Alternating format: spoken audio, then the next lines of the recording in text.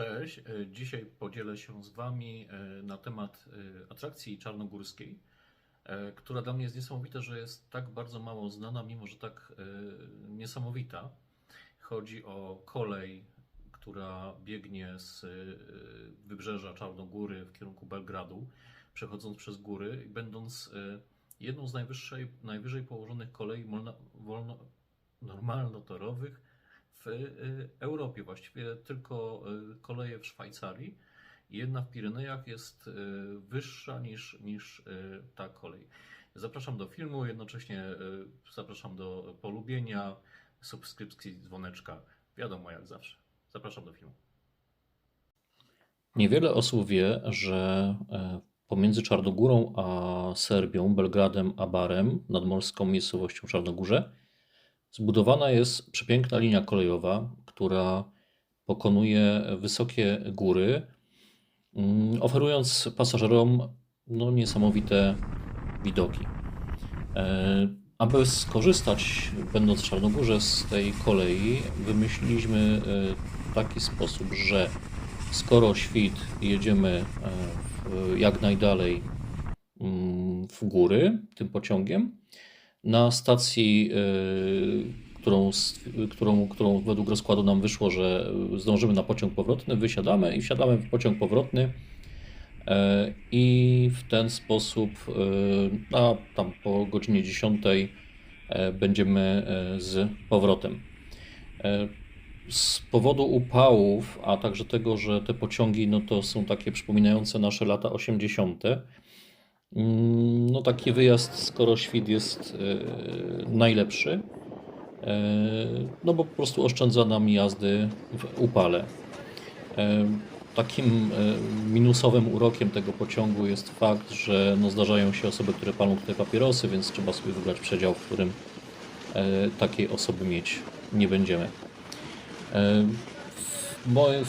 W tym przypadku tutaj wrzuciłem Wam rozkład i jak to wygląda w tej chwili, więc można wyjechać z Baru o godzinie 5:11, tak wiem, skoro świt, i jechać do stacji Selesite, gdzie dojedziemy po 2 godzinach ponad, 7:32.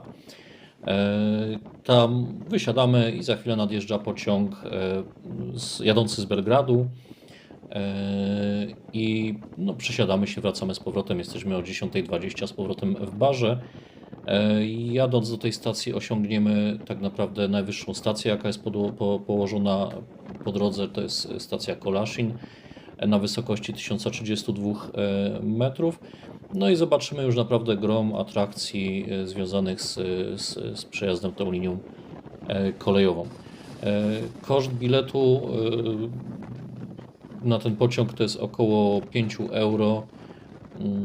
Tak naprawdę aż dziwne, że czarnogórcy nie robią z tego wielkiej atrakcji turystycznej i nie ściągają setek euro jak w Szwajcarii. Trzeba korzystać, póki na to nie wpadli.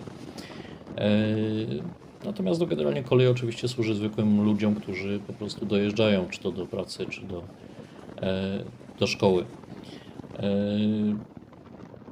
Klasa pociągu, tak jak już wspomniałem, to są lata 80., więc na jakichś zdjęciach widziałem, że już zakupili jakieś nowsze pociągi. Natomiast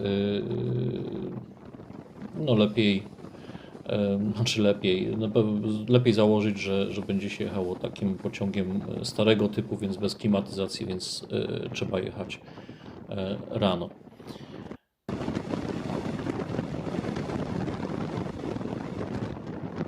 Zaraz na początku tego filmiku mogliście zaobserwować takie zdjęcie, było wrzucone wagonu z samochodami. Jest też opcja właśnie dostania się do Baru z Belgradu pociągiem, który po prostu wiezie samochody, a w tym czasie jest to nocny pociąg, można sobie po prostu spać w przedziale.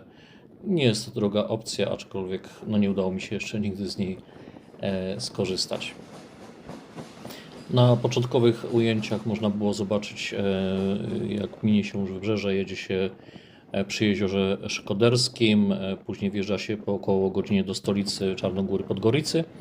Natomiast najciekawsze zaczyna się tak naprawdę później. Tu jeszcze warto zaznaczyć, że jak wyjedziemy skoro świt, To po drodze widzimy przepiękny wschód słońca, no to oczywiście też ma swoją wartość. Natomiast później już pociąg dzielnie wspindra się w górę.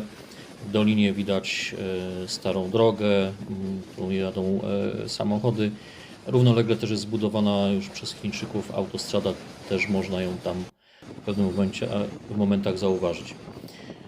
Budowa tej trasy, to już taka ciekawostka, była najdroższym wydatkiem byłej Jugosławii. Trwała 20 lat, 25 lat właściwie, skończona w 1976 roku. Pochłonęła $0,5 miliarda ówczesnych dolarów, czyli to wtedy naprawdę astronomiczne pieniądze. Cała trasa Bar-Belgrad przebiega przez Serbię i Czarnogórę, jedynie jedna stacja jest położona na terenie Bośni. Kolejna ciekawostka, na całej trasie są 254 tunele o długości 114 km, co oznacza, że aż 1/4 trasy przejeżdża się w tunelach. 3 tunele mają ponad 5 km, nawet ponad 6 km długości. Tak samo jest bardzo dużo mostów, 234 mosty, łącznie 15 km długości. Jeden z nich jest jednym z najwyższych w Europie, ma 200 metrów wysokości, pół kilometra długości i między innymi nim będziecie jechać jadąc tą trasą. Także te atrakcje zobaczcie. No generalnie szczerze polecam, będąc w Czarnogórze warto się przejechać tą linią kolejową. Pozdrawiam, dziękuję za wysłuchanie. Zapraszam, tak jak mówiłem, do lajka, suba, dzwoneczka. Pozdrawiam.